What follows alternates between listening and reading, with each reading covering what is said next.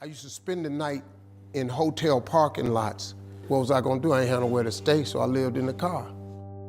I had $35. And I said, come on, God, man, I've been trying to make this dream come true. You done left me out here like this. And I was crying so hard that he just said, I didn't like hear a voice or nothing, but he spoke to me, and however he said, if you get up, I'm gonna take you places you ain't never been. Now I was finna quit. So I said, skip it. I'm gonna quit anyway. So I got in my car, I went to a payphone, and I was gonna call my dad. You remember back in the day where you could punch in a code and call your answering machine and get your messages? So I called, and I punched in the code, and it said, doop. He said, hey Steve, this is Chuck Sutton with Showtime at the Apollo. We saw a tape of you. You're very funny. If you could get here Sunday night, we'd love to put you on television. Call me back, let me know if you can make it.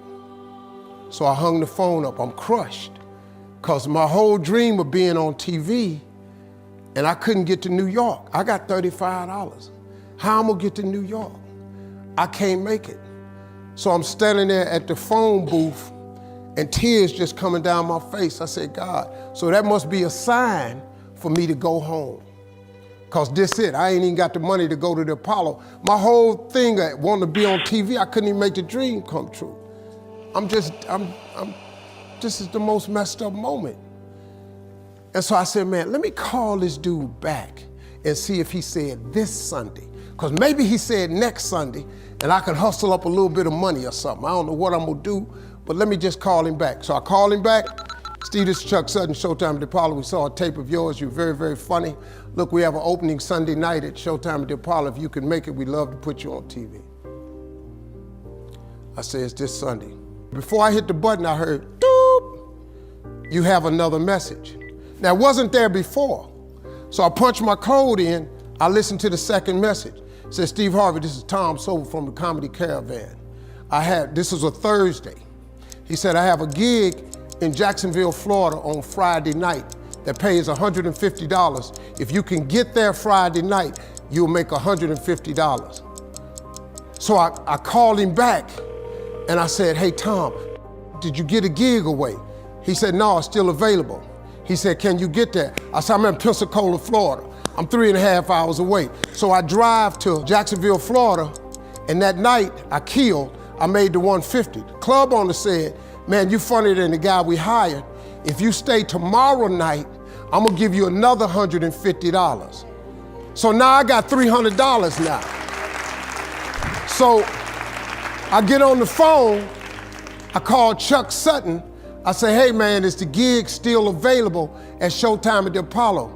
He said, yeah, we got one opening left. I said, I'll be there. So I called Eastern Airlines, who used to be open back then. They had a special for $99 going from Jacksonville, Florida to New York round trip.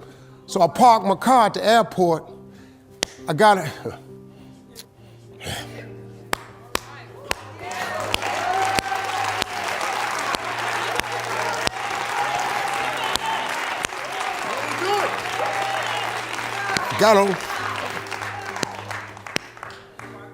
Got on plane, flew. Everything I had was in 2 bags. Got to the Apollo. I said, hey man, I'm here. I got there at 11 o'clock in the morning. He said, you can't stay here because you don't come on to the late show tonight. I said, man, I ain't got nowhere to go. I said, if you just let me stay in this building, man, I ain't gonna move around nothing. I ain't got nowhere to go. I'm in Harlem, I can't go back out here. I got these 2 bags. I got victim wrote all over me, man, so. He said, all right, if you go upstairs, don't come down. So he put me in the dressing room on the 6th floor. So that's where all the comedians was. So I stayed up there. I got hungry around 3 o'clock, man, I couldn't take it no more. So I went back downstairs, a dude named Alton Liston. I said, hey man, he said, man, I thought I told you, don't come down them damn steps. I said, hey man, I'm just hungry, man. I said, let me go to that KFC I saw on the corner. Just let me get some chicken. I'll come right back.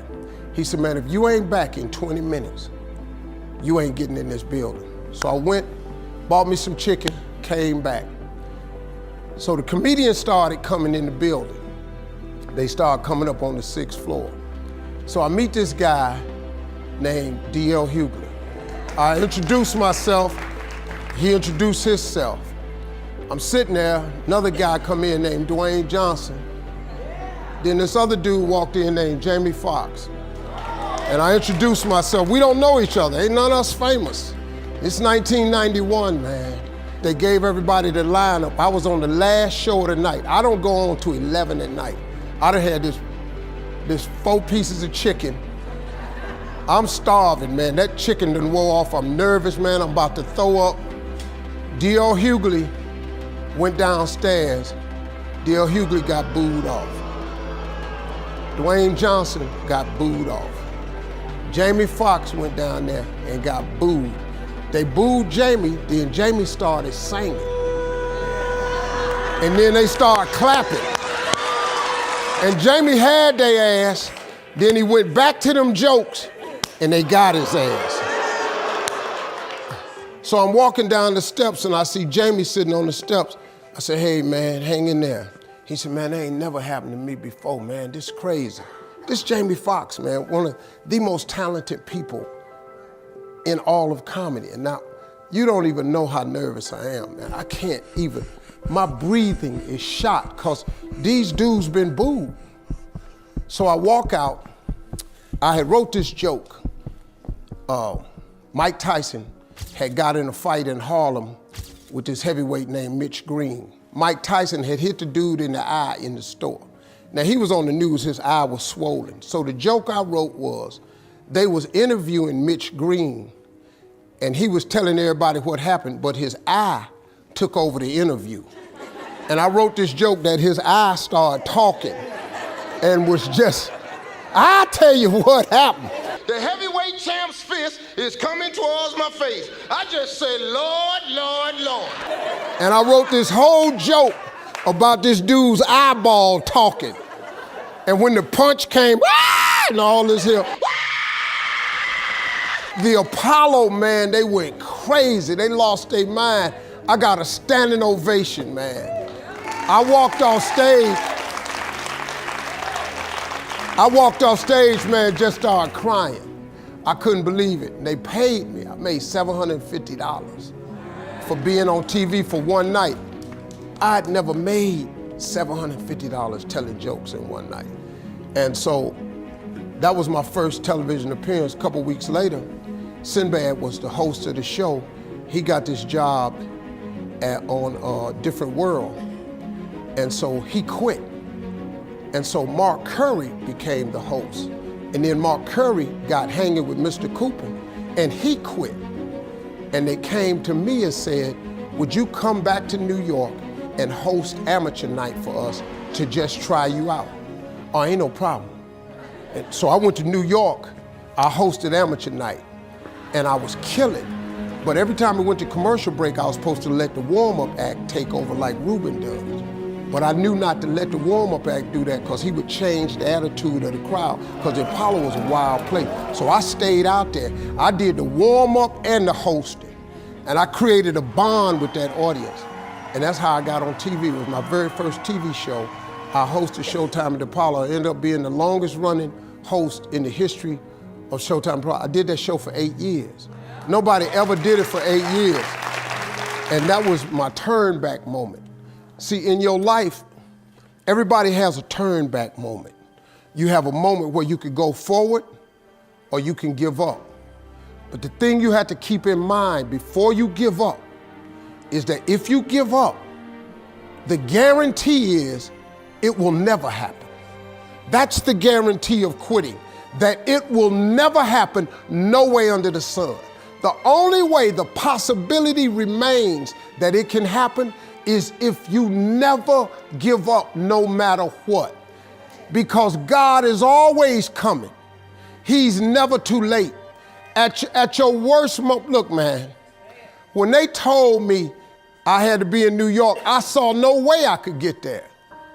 But that God though, he make the phone ring. I end up in Florida, I make $300. Then I go to New York, I make $750. Almost got $1,000 out of nowhere. That's what happened to me. That was my moment of never giving up. That's when I first learned that faith was everything, that you have to remain faithful.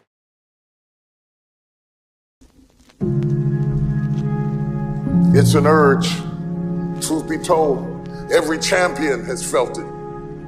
Every president has felt it. Every king has felt it. Every lion has felt it. Every winner has felt it. Every soldier has felt it. Every victorious person has felt it. The urge to quit. Don't you give up on your dream. I don't care if you don't have the money, you don't have the help, and you don't have the family for it, and you don't have the background for it, and you don't have the friends for it. Don't you give up on your dream. Don't you do it. Don't you do it. Don't you do it. It may take you twice as long. You may have to take courses and classes. You might not read as fast. You might not move as quick. You might not have as much, but don't you quit. Don't you quit. Don't you quit. You do make a difference. You do make a difference. You do make a difference. As weak as you are, as tired as you are, as many mistakes as you made, you do make a difference.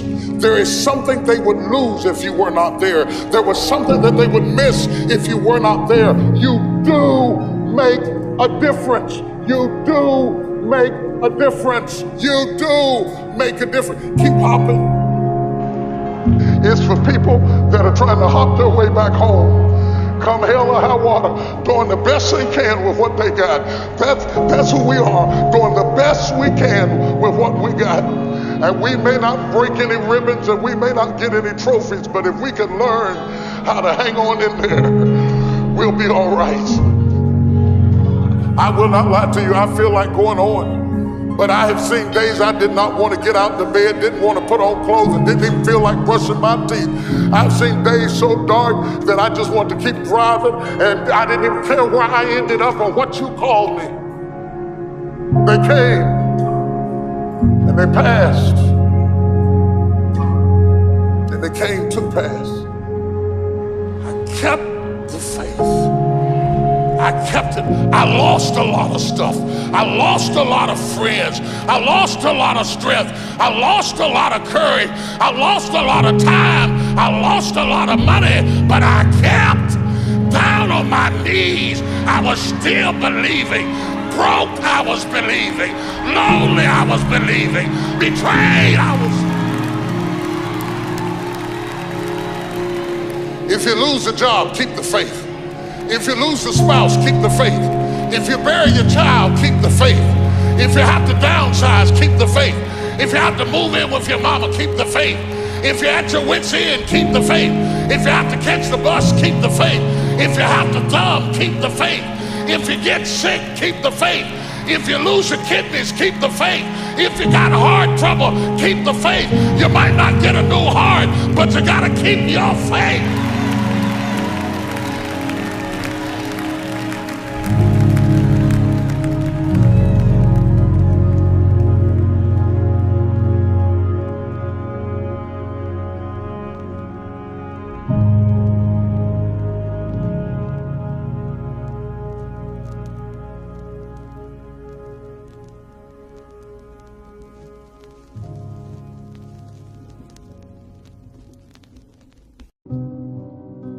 What do you do when your battle chooses you? Life is not always easy. In fact, some of you today, you're here and you're going through the toughest season of your life. There will be seasons where we will suffer. There will be seasons of real pain. And the question is, how will you respond in those moments? What's your why? You need a why. Why do you need a why? Because some days you're going to say, I don't want to get up. But that why is going to say, push yourself. Get up. Your mama needs you. Your daddy needs you. Your children need you. Get up. Your why is going to push you when you can't push yourself. When you want to quit and give up, your why is going to give you that edge you need, that advantage you need, that lift that you need to get to the next level. Your why. You better go inside. You still looking outside for the stuff that's already inside. You still looking for someone to save you when you already your superhero. You looking for some information from somebody when you already got what you need in your head. It's just time for you to get up and be the best version of you. As you're going through your go-through and you ready to quit, you ready to give in because it don't look like you think it should look. You've been doing it for 5 years and it don't look like you think. You put all your money in it. You put all your time in it. People are looking at you crazy. 5 years you've invested. Oh, you have absolutely nothing to do with what happened to you. It's not your fault. You got knocked on the ground. You had absolutely nothing to do with that. And I'm not blaming you for that. But if I come back a week later, you still on the ground, that's your fault. If I come back a year later, you still on the ground, that's your fault. If you get knocked down, there's nothing you can do about it. But getting back up has every single thing to do with you. And you will promise me that from this day forward, you will not be defeated. Pain ain't permanent. Your pain ain't permanent. You can get through this. You're bigger than your pain. You're better than that. Come on, you need to remember, this is not the first time you cried. This is not the first time you were hurt. This is not the first time you didn't have enough money. This is not the first diagnosis that came up from behind. What if all of us took that attitude after we face a rejection and a no, or we have a meeting and no one shows up, or somebody say, you can count on me, and they don't come through? Nobody believes in you. You've lost again and again and again. The lights are cut off, but you're still looking at your dream, reviewing it every day, and say to yourself, it's not over until I win. The harder the battle, the sweeter the victory. See, what you become in the process is more important than the dream. That's far more important. The kind of person you become, the character that you build, the courage that you develop, the faith that you're manifesting. Oh, it's something that you get up in the morning, you look yourself in the mirror, you're a different kind of person. You walk with a different kind of spirit. And people know that you know what life is, that you have embraced life. You knew it was hard, but you did it hard. I don't care how good you are, I don't care how talented you are, I don't care how much you work on yourself. There are some times when things aren't going to go right. There are times when anything that can happen will happen. Everybody has a turn back moment. Everybody has a crossroad. You can either decide to continue or to quit, to go forward or to go back. I need you to evaluate yourself and ask yourself the question, how are you wired? When you have a